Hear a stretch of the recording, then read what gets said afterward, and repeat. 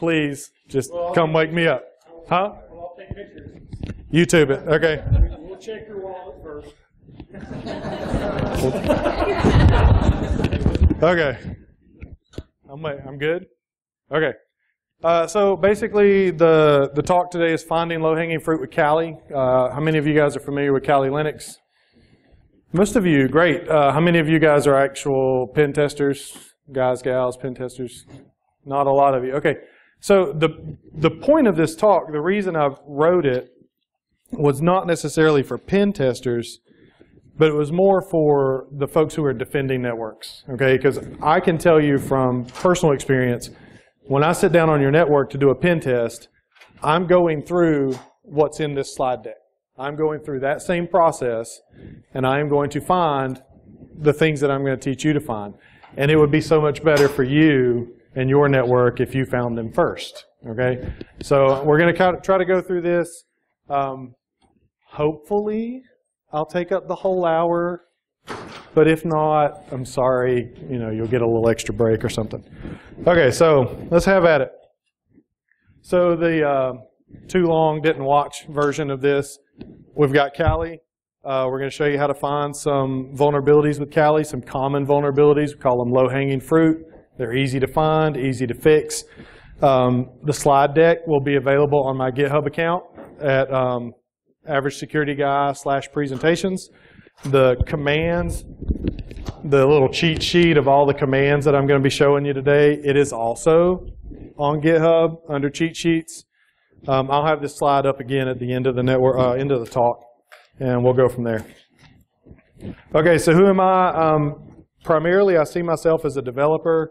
I'm an author. I wrote a very basic intro to pen testing book that I self-published. It's on averagesecurityguy.info. You can go and grab it off my blog in Word and in PDF. It's in Creative Commons license, so if you want to use it and update it and redistribute it, whatever, just follow the Creative Commons license that's on it. Okay. I'm also a blogger, averagesecurityguy.info. I do some consulting as my own self for ASG Consulting, and I also work. Well, I'm actually between jobs. Friday, I left one job, and today, or Monday, I'm starting another job. So I will be working for a company called AppSec Consulting in San Jose, California. And I'll be doing some pen test consulting there. But I also do a little bit of freelance consulting on the side. And I'm on Twitter, Average Security Guy. All right, Kali. So what is Kali? Kali's a Linux distribution. It's built for penetration testing. It's got a lot of tools already built into it. It's ready. It's there. Just load it up. You can do it as a live distro, or you can install it, whatever. I typically have Kali running in a VM. I use VirtualBox, so I have Kali running in a VM. When I get on a network, I do everything from that Kali box for the most part.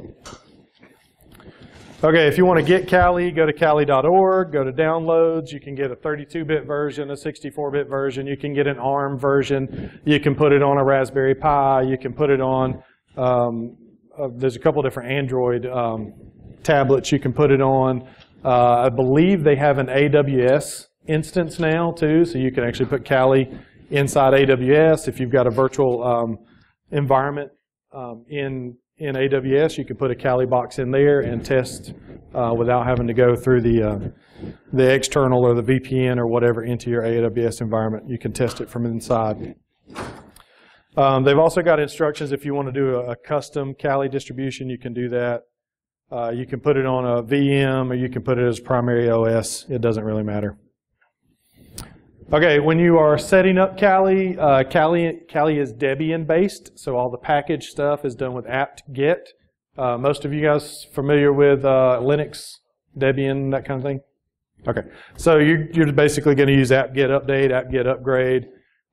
You can use dist upgrade, so when they go from Kali 1.0.0 to Kali 1.0.1, you can do dist upgrade and get that. If there's a new kernel available, typically upgrade won't install the new kernel, but dist upgrade will install the new kernel. And then there's auto remove. So sometimes when you update the kernel, the old kernel doesn't need to be there anymore. You can use auto remove and get rid of that old kernel. And y'all forgive me if I move around too much. It's part of my whole anxiety thing. Okay. Metasploit. So Kali's set up so that basically it will not run any services at boot. They basically want the thing to boot up, and you have to turn on everything. You have to set everything up because they don't want to turn on a service, and then you all of a sudden got a Kali box with a default root password or something like that on there, and now there's a service available, that kind of thing. It's kind of their philosophy. We don't start any services. If you're going to use Metasploit in Kali, you really want to use the database, and so you need to set up the database before you launch MSF console. You can turn on the database using Postgres start service or sudo service. PostgreSQL start. Actually, I got sudo in here. You don't need sudo because you're typically root as Kali. If you ever wanted to run Kali as a low privilege user, you can do that. You can set up a low privilege account. Then you would need sudo. The original version of this talk discussed how to set up a low privilege user account, but I was like, we'll just go with root. Okay, so service, Postgres start the Metasploit service. If you want to enable these things on boot up, you just use update-rc.d. And again, all of these commands that are in the slide deck are in the cheat sheet. It's all available online on GitHub. You can look it up later, take notes, do whatever. All right, so real quick, we're just going to walk through this. I've got a Kali box. And we're going to see what we can make happen. Can y'all see that okay? Is it large enough? All right, cool. All right, so I'm not connected to the internet, so apt-get update is probably not going to work. I also have a hard time typing in front of people. So if anything weird happens, all right, we'll just kill it off.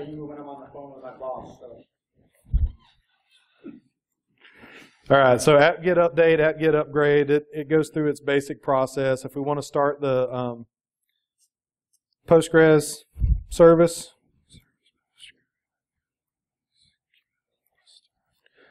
we just start Postgres, service, post, Metasploit, start. Start that up, we're good to go. If we want to set them up again to boot, come on at boot, update, rc.d, Postgres, enable. It would help if I spelled correctly. And Metasploit. Again. There we go. Okay, so now we've got basically everything set up so that when we fire off MSF console later, it's going to connect to the database and we're good to go. Next time we reboot Kali, it's going to come up. Database is going to be prepared for us. So MSF console will be available when we boot. All right. So now a quick look at Kali. This is just a little screenshot. Kali has a number of tools. They're broken down by the particular phase of the pen test that you're doing. If you guys are familiar with the PTES standard, the penetration testing, execution standard, there we go. Okay, it's got the multiple phases, and so Kali breaks its tools down the same way. You got information gathering, vulnerability analysis, that kind of stuff. And then it's also got a special section called the top 10 tools, and you can see that highlighted. AirCrack for wireless cracking, Burp Suite for web app testing, Hydra, John, both of those are for password guessing, that kind of thing. So Kali's got everything you want right there under the Kali Linux menu. Now, what are we talking about with low-hanging fruit? Low-hanging fruit is typically basic vulnerabilities. They're simple vulnerabilities. They're usually easy to find. They're typically easy to fix, but they are everywhere, okay? They are so common that one of the companies I used to work for, the first two, like unnecessary services and weak passwords, those were like actual headings in our pen test report. And we would just go through and enumerate whatever we found. Okay, this is how common this stuff is. If you go back and do any of this work on your own network, you will see how common this is. I would caution you that unless you own the network, you get written permission from the owner of the network before you do any of this stuff, okay? That is a legal issue. You can be fired from your job if you start running Kali and you don't have permission. The company has every right to let you go and nobody's going to care. So, legal permission. All right, so the typical low-hanging fruit. Unnecessary services, weak passwords, trivially exploitable vulns like Heartbleed and MS08067. I kid you not, it's still there. It's still out there on networks, okay? And then the best one is web-based admin interfaces. We're going to talk about Jenkins in a little while, but a common one that I find on networks are UPS servers with web-based admin interfaces and default passwords. So you log in, you got a default password, you log in, you go to the configuration page or something, and there's a big button that says shut down UPS. I can literally shut down your entire data center, depending on how you've configured it, shut down the entire data center with a click of a button because of a little web app on your network, okay? I see this a lot. Okay, so if we want to find unnecessary services, the best tool to use is Nmap, Network Mapper. It is designed for mapping networks. Okay, there's lots of other tools out there. There's Zmap, Massscan. Both of those are asynchronous, so they basically throw a bunch of packets, and they're meant for scanning large sections of large networks like the internet. Nmap is the one you want to use for your internal network, unless you happen to have a Class B or something. If you have a Class B, maybe throw a Massscan at it, and then you can go from there. All right, so if we want to find TCP ports and UDP ports, default is to look for TCP ports. We give it an IP address, we give it a range, something, and it'll start looking for TCP ports. If you want to find UDP ports, you do -SU, and it'll do UDP. Am I going too fast? Talking too fast? We're good. Okay. Adrian in the back. Inigo Montoya. All right. Okay. Okay. So if we want to identify the actual services, it's one thing to see what ports are open on a box, but we want to know what services are there and if those are the services that we actually expect to be there. So we can use the -A switch, which is aggressive. So it's going to start doing some service scanning. It'll run some of the Nmap scripts. We'll talk about the Nmap scripts in a second. It'll run certain Nmap scripts as part of that -A, and it comes back with more data about the actual service if it's able to get that data. Sometimes it can't get the data. It just doesn't have a fingerprint for it, and it'll spit out some data that you can give to Nmap, and they can use it to try to write a fingerprint for that particular service. But -A will give you your extra data about a service. Now, by default, Nmap's going to scan for the top 1,000 ports. Okay, years ago, the author of Nmap basically went through this process of looking at all these port scans he had done and found the most common ports, kind of arranged them that way so you can, when you scan, you by default get the top 1,000. You can do the top 10. You know, you can use something like top ports, -- top ports, and give it a value like 100 or 10 or whatever, and do just those top ports. Or you can give it a port range using -P, okay? And then if you want to save all this stuff in an XML file, which I highly recommend you doing because we're going to play with MSF console later, and you can import all that stuff into Metasploit into the database. You just use the OX switch, -O capital X, and give it a file name, and it'll create an XML file for you. All right, so inside MSF console, once you fire it up, we can import that XML file, and then MSF console has some nice tools to let us look at all the services, the hosts, and then we can view specific hosts and specific services using flags to the services and host commands in MSF console. All right, we're going to hope to not fail on the demo. I have two vulnerable VMs running in the background. One I have Metasploitable running. If you've never played with Metasploitable, it is worth your time to get Metasploitable and to practice these commands and practice your pen testing and stuff on Metasploitable. I also have a custom Ubuntu 12.04. I had to go and find an old 12.04 so I could set up Heartbleed and actually demo scanning for Heartbleed. It's kind of hard to find an old Ubuntu. Anyway, so we're going to play with Mmap here, and hopefully I'm not killing this one.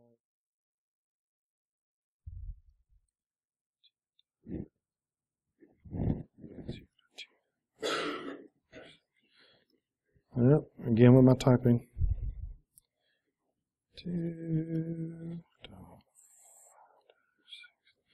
All right, so we're scanning the top 1,000 ports on these two boxes, 10.0.2.5 through 6. And it'll take a couple minutes. Nmap can take its time sometimes. All right, so we've got some open ports here.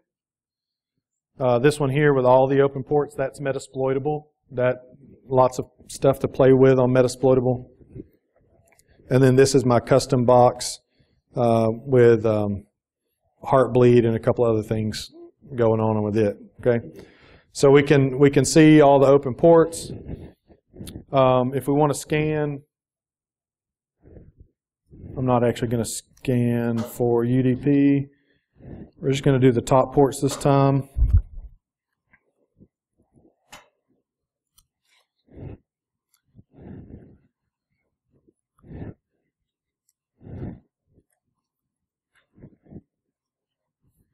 All right, I threw in another flag here, --open.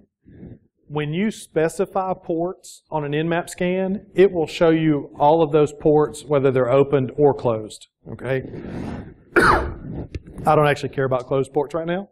I'm just going to do the open ports, so I do --open, and it shows me only the open ports out of the top 10 ports, okay? So now we've got a lot less data to look at. It's not everything that's there, but it gives us a good starting point, you know, of what to look at. All right, so now we're going to try the same thing. This time, we're going to do an aggressive scan, and we're going to do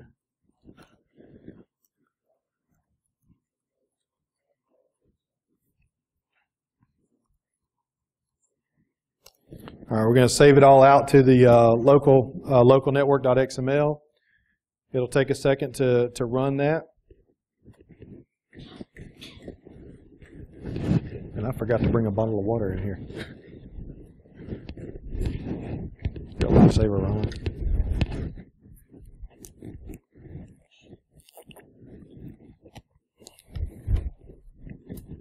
All right, sometime this week. Just because this didn't have open on it. Because my cheat sheet didn't have open on it. I could have put open in there. Since I'm doing the default ports anyway, it's only going to show the open ones. So if it ever actually finishes. All right, any questions while I'm awkwardly waiting for this thing to run? Yes, sir. That's a whole other talk in and of itself.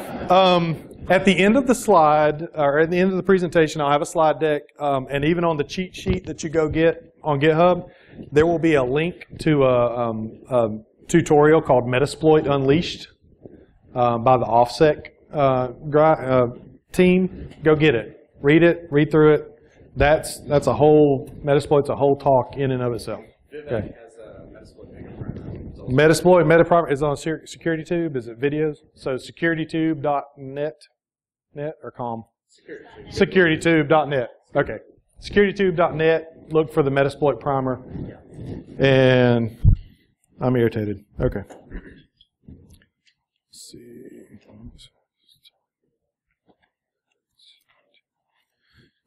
All right, let's try that and see if that goes any faster.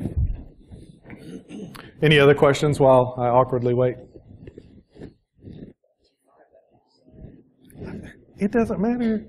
It's on a local network. It's going to go or not. Oh, you son of a gun. It is. If you're trying to, like I say, I'm assuming that you are a defender wanting to find stuff on your network, not that you are a pen tester trying to be quiet. If you're a pen tester trying to be quiet, this is not for you. That's a different talk.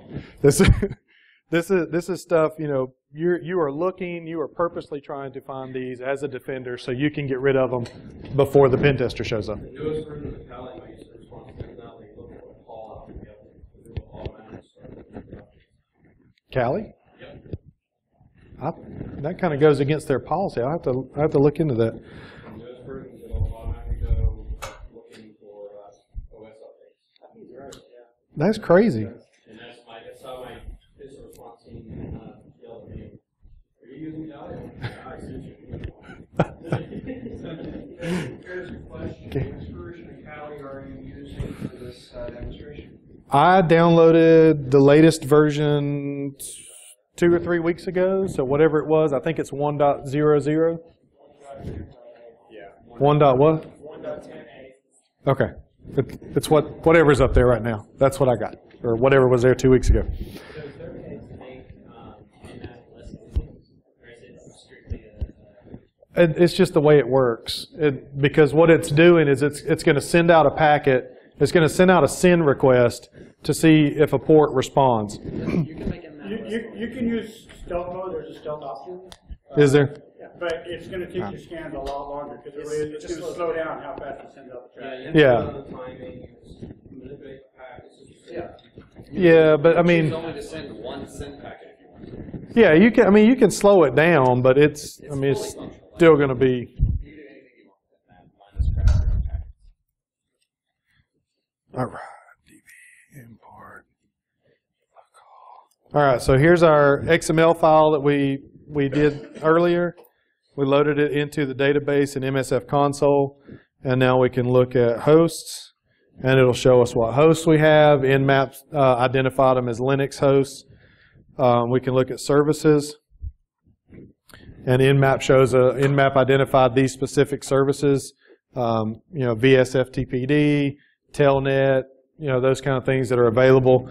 And then if we're looking for something specific, like later on, we're going to play around with some passwords on Telnet.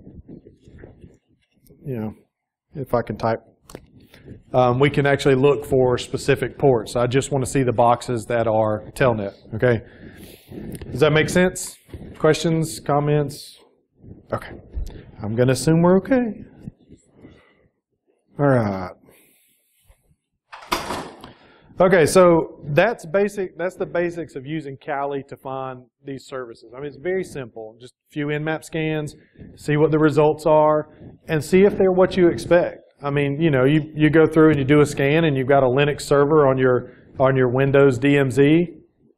Something's not right here. You know, you use your logic and what you know about your network to see if anything stands out on these services and on the hosts that you find. And there's lots of other tools. They're not part of Kali, but there's lots of other tools that'll let you pull in Nmap data, stick it into a database, and do trending and all that kind of stuff. I don't usually care about that. Okay, weak passwords. This is the next thing. I mean, all of you have Telnet servers on your network. You got SSH servers. You got SMB servers, POP, IMAP, SMTP, all this stuff that's sitting out there. And a lot of them require usernames and passwords. If you've worked with users for very long and consider yourself a user, if you think about the passwords you have, you know that users are not good at generating passwords. That's why we have password managers, because they generate random passwords. Users are not good at generating passwords. So weak passwords are often a good way into a network, and particularly weak admin credentials. Okay, most everyone, you know, if you're running a Windows domain, your domain administrator probably has a strong password on it. If you're thinking, I mean, if you're thinking right, you're trying to do the basics right, your domain admin's got a strong password typically. What about the local admin? Okay, a lot of times you'll see a local admin password and it'll just be like the company name 1, okay, or the company name in some year. Or if it's a vendor box that you can't touch, it may be, you know, just some default password. And now you have local admin access to a box. Well, Windows is beautiful in that if I am running a service on that box as a domain user or as a domain admin user, I can pull data from that service and do what's called pass the hash, and now I can be that domain user. So your weak local admin will often lead to a full domain admin compromise, even though your domain admin accounts and even your domain user accounts have strong passwords. Okay, so you got to be careful with the whole weak password thing. Oh, Metasploit also includes some very nice word lists under, or Kali, not Metasploit. Kali includes some very nice word lists under user share word lists, and they are great for working on weak passwords. Metasploit is very good at finding weak passwords. You can use Hydra. It's included on Kali. You can use Ncrack, which is from the Nmap team. I don't remember if it's included on Kali right now. There's a lot of other tools. I've got some custom Python tools that I've written for doing weak password testing and that kind of stuff. But Metasploit has a lot of them built in. Under auxiliary scanner, you can do SMB, FTP, SSH, MySQL. These are things you should be doing on a regular basis within your network. Okay, checking for weak passwords. MySQL can often lead to full compromise of a domain. Admin password on MySQL. SSH is often a good way of getting a good foothold and then escalating up. So lots of good stuff, and Zach likes VNC, right, Zach? Because oftentimes it has weak passwords, and then you just get dumped right into a nice GUI. So, all right, we're going to try to do some weak passwords. That is not what I want. Okay, so I'm still in MSF console. And actually, I'm going to hop out. No, I'm not. I'm going to open up the terminal. Okay, so we're going to go to user, share, word lists real quick. And Ellis. Okay, so you've got a lot of word lists in here. DearB and DearBuster, those are good for web app stuff using with Burp and DearB and DearBuster for finding stuff in web apps.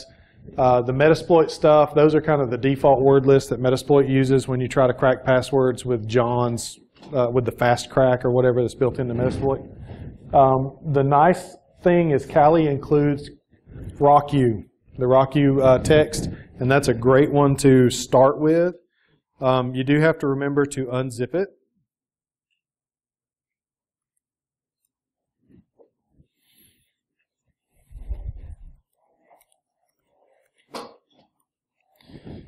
If you notice, RockU has approximately 14 million passwords. These are real passwords that were taken in the RockU compromise. Okay, so you have a nice starting point for your password cracking with RockU. Okay, so we're going to telnet. So use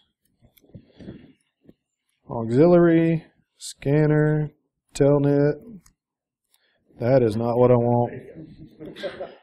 Tab complete's great until it's not. All right, so we're going to use telnet login. I'm going to show options. And this is going to be a problem because of the screen here. Okay, so all of your brute force stuff in Metasploit, they have a number of options. We can use the blank password.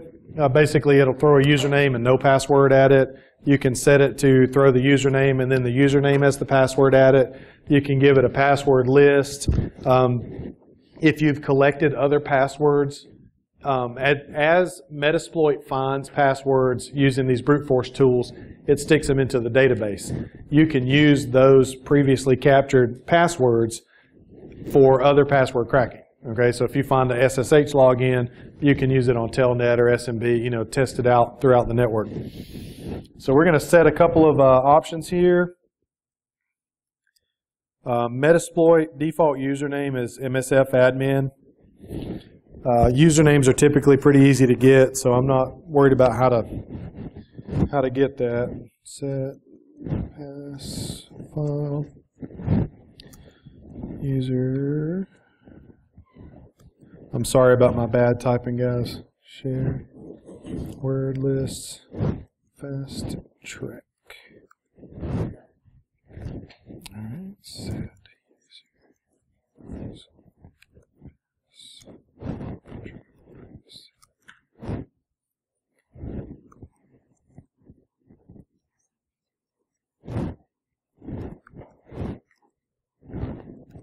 All right, now here's the cool thing about services. You remember this command earlier, services minus P, it'll show me all the services that are using that port. If I throw this command on here, minus R, it automatically sets up that list of services as the targets for the scan. So I don't have to go in and enter those things manually, by IP address. I can just do minus R. It automatically does it for me. And then I'm going to run, since this is an auxiliary scan, we're going to run it, not exploit. And come on. Well, that's kind of interesting. There we go. See the green plus? That's good for me. I like that. Okay. That means that's a successful set of credentials. So MSF admin. All right. That's the login credentials on Telnet for that Metasploitable box. Okay. Green pluses are always good. Okay. Now you can do the same kind of thing with just, all kinds of like SMB, SSH. There's a number of them out there that will let you Microsoft SQL, MS SQL, MySQL, and then what we can do. It's another little command for you. If you hit creds, type in creds, it'll tell you the box, it'll tell you the service, it'll tell you the username and the password, and you're good to go, and you can use that in other places. Okay? Sound good? We all good? Still following? Okay. Yes, we like creds. Nothing more frustrating than running a long brute force and you don't get anything. Where am I going? Okay. Keynote. Okay, so next. Exploitable vulnerabilities. There's a lot of exploitable vulnerabilities that are out there. And when I say exploitable, I just mean trivially exploitable. Things like MS08, 067, Heartbleed, just a number of other shell shock, those kind of things that are easy to exploit, and they can lead to full compromise of a machine. Nmap has a scripting engine. Nmap was never designed to be a vulnerability scanner, but by creating this scripting engine, the Nmap authors basically set it up so you could use it as a vulnerability scanner. Okay, so when Heartbleed came out, the researchers who were looking at that and trying to figure out how to scan for it started writing Nmap NSE scripts. Okay, so you would have an NSE script shortly after Heartbleed came out, so you could start scanning your network. You could scan it with Nessus or Qualys or something like that because they were working on doing the same thing. But if you don't have Nessus or Qualys, Nmap's got it. Okay, and you can still use it. You can still use it to find Heartbleed and stuff like that on your own network now. Nmap has all of its scripts organized into 14 categories. If you go to nmap.org, there's a nice little online tutorial and book and all that. And there's a whole section on NSE scripting and what scripts are available and how to build them, all that good stuff. But they basically have 14 categories. A script can be in multiple categories. The category marked safe, those scripts are safe to run on your network. If it's not in the safe category, it is technically considered unsafe, and you are risking, your own network by running it. When I say unsafe, I don't mean it may harm your network, but typically it's because it's a DOS or something, so it's a resource utilization thing. MS08, 067 is unsafe because if it fails, it could DOS the box. That kind of stuff. So you have to be careful what you run. If you want to run, if you run Nmap with the -A or -SC, it'll run the default scripts that are there. There's a number of default scripts that it uses for gathering service information, things like that, and those are run with -A. If you want to run a particular set of scripts, you can also do that, and we'll look at that in just a second. This is the whole safe unsafe thing here. Some scripts can crash services. You got to be careful. If it's marked safe, it's generally stable and won't hurt you. If it's marked unsafe, you run it at your own risk. Okay. And then, of course, nmap.org, the book, nse.html, and then nse.doc. Those are both the good places to get more data on NSE.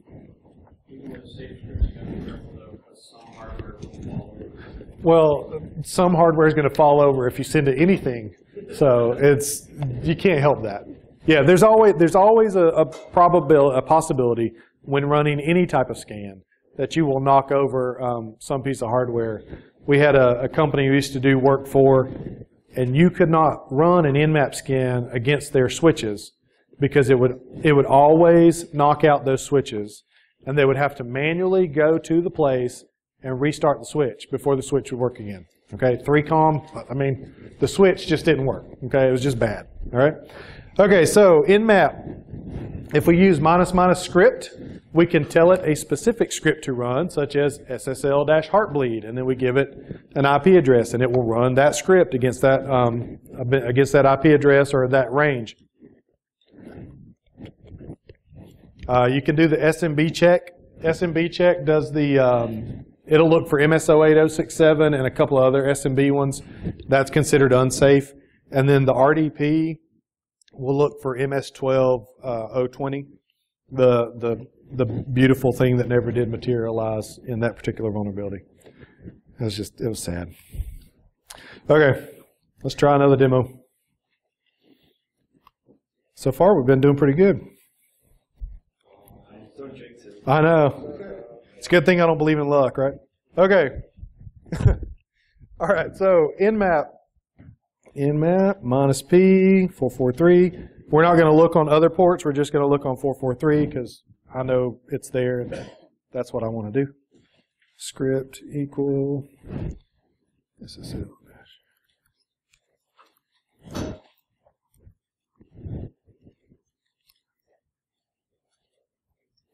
All right, so basically we're going to run an Nmap scan against all port 443s, and we're going to look for heartbleed. So we're going to run that.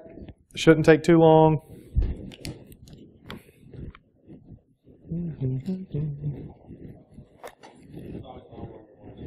It is. I swear it ran faster when I tested this out at home. Okay, so 10.2.6 seems to be okay.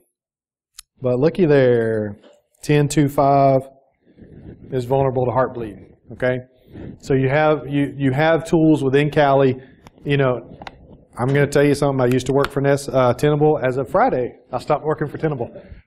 Nessus is an awesome product. I love it. I have loved it for years. But if you can't afford a Nessus license, there's tools. There are tools available. Use the free version. Violate the rules. Yes, please. Thank you. Okay. I'll pretend you didn't say that. Okay. All right. So let's try one other check real quick. And we are going to do the SMB check loans. Now what should happen here, one, there's no SMB vulns to actually find, but what should happen is we should get an error message from Nmap telling us that the script didn't run because it was unsafe. Okay? Well, you know, assuming that I actually used the right port for SMB. There we go. Let's give it a sec. I guess technically it could be, but typically it's not. That's irritating. Takes too long. So if you ever run Nmap and you can't figure out why it's taking so long, you can press lowercase d to increase the debugging level down to OS level to see what it's doing. Yeah. And capital D will turn the debugging off. There you go. That's a trick I didn't know. You can do the spacebar and get the additional info, or you can toggle D. Cool. All right, see that? We tried to run the unsafe script. It said the check was disabled, and then we need to actually add another argument to the script to say it's okay to run this unsafe script. Okay, so you know that it just kind of, it's an extra precaution there to keep you from screwing up. All right. All right, let's get through this last one and do our demo. Now this is what I actually enjoy most. Every pen test I do, all the web servers that Nessus or whatever tool I'm using, all the web servers that it finds, I literally go to every one of them. I open it up in a web browser, see what it is, see what it does, and look for default passwords and things. I've gotten onto UPS's, SANs, lots of homegrown web apps that people have running around on their network that have plenty of vulnerabilities in it.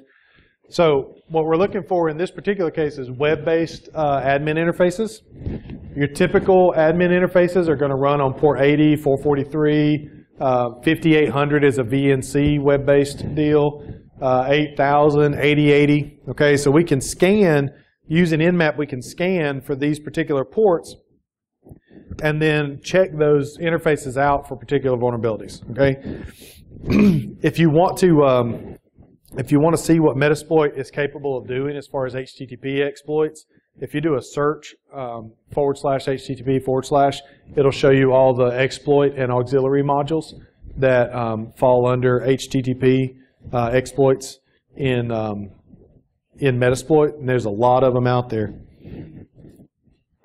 All right, let's try this one last thing, and this is the fun one, and we'll see if it works and move on with our lives. Okay, so we're going to check the network in map. Say P 80.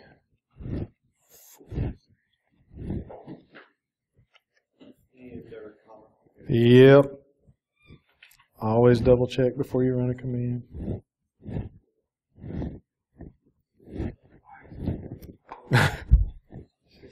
I'll tell you what, the first time I gave this talk, I had a typo in my notes and totally failed on the last part that I wanted to demo because I had a typo. It was sad. Okay, so we're looking for web-based interfaces based on typical port. Okay, we did a -A to hopefully tell us what these web services are that are available. Any questions while I awkwardly wait again? Yes? So I've been out of it for a few years. I remember a couple of years ago, people started introducing tools to screenshot as you find web interfaces. Yes. Which saves you a bunch of manual time going in the browser. Yes. Do you have one that you recommend? Because I don't remember what's up there. No, because I don't typically do that. I have a Python script that'll parse an SS file and just give me links to all of those web interfaces, and I typically go and look at them myself. But yes, there are a number of tools available that will go to the web page, take a screenshot of the web page, dump the image in whatever local directory for that tool, and then you can go and look at those images, and it also helps with reporting and stuff. Check out Eyewitness. Eyewitness? Yeah, it's amazing. Okay. Okay, so our scan finished running. And we see that we have a Jenkins dashboard. Okay, anybody familiar with Jenkins? Any of you developers? Okay, Jenkins dashboard. Basically, Jenkins is, well, that's not what I want to do. Hold on.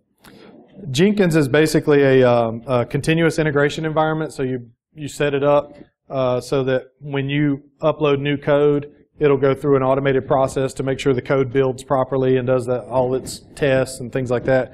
And it'll tell you if your tests fail or pass and that kind of thing. But they've got this really cool tool built into it.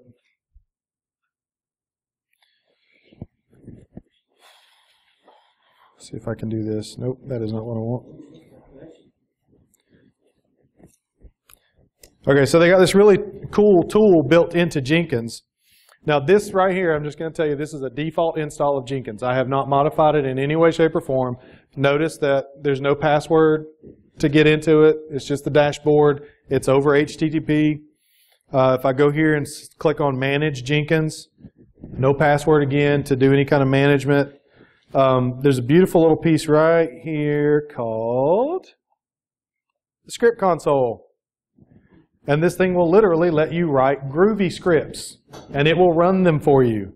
And it will spit out the answer, spit out the results. So what we can do is we can run this little command. And I am going to try to do this without screwing up too bad. Let's see. Password.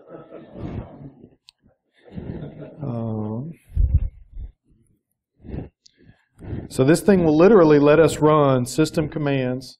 Groovy is built on Java, so you can probably inject some Java in there too. I don't know. I've not tried.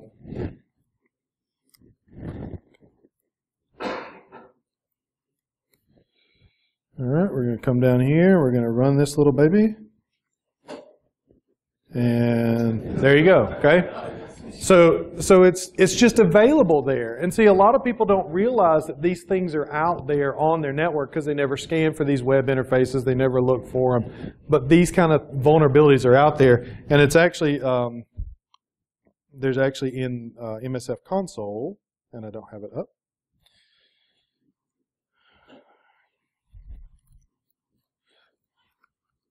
How much time do I got? Yeah. Okay, so in MSF console, there is an exploit for this already built. So you can actually just set it up, run the exploit, and then you have a Linux shell on that Jenkins box. Or if it's a Windows, if Jenkins is running on Windows, you get a Windows shell, whatever. Okay, it's built right into Metasploit. And we'll do a quick search of the HTTP, and I'll show you that real quick. Okay, use exploit.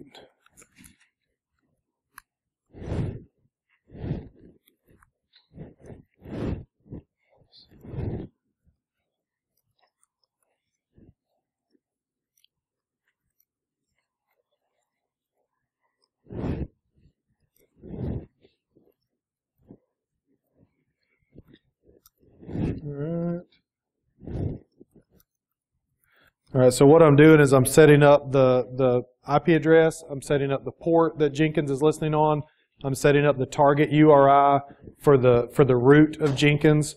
It's just root on this server. If it were further down into the directory tree, you'd have to put that in your target URI. And we know this thing's running on Linux, so we're going to set target 1, and then we're going to exploit. And I am the Jenkins user on the Jenkins box. And this stuff is just all over your network, okay? All right, real quick, one last thing, and then we'll take some questions if you guys have them. Search. All right, so we're going to do a quick search of what Metasploit has as far as HTTP.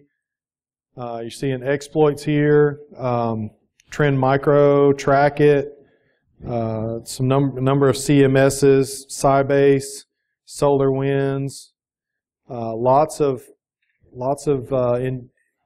exploits available for a number of web services, and a lot of them are excellent, meaning they are reliably going to run, and you're reliably going to get a shell with them. Okay, does that make sense?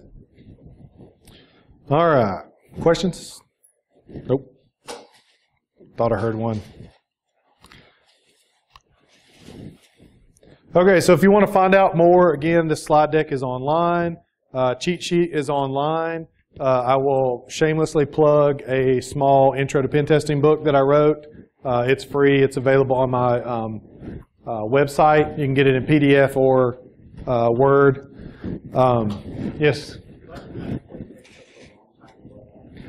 Because Metasploit is run on Ruby, and Ruby is an interpreted language, so it's not as fast as C and things like that.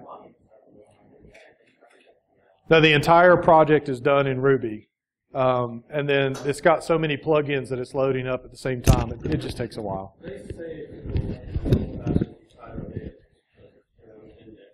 Yeah. If you have the database there, it'll generate the kind of plug-in index in the background, and so it can come up faster. And then there's some folks that have worked on basically optimizing the Metasploit startup so that it comes up faster, and then you have to kind of load the plugins because it doesn't load them all at startup. You have to kind of load in what you want. Any other questions? What?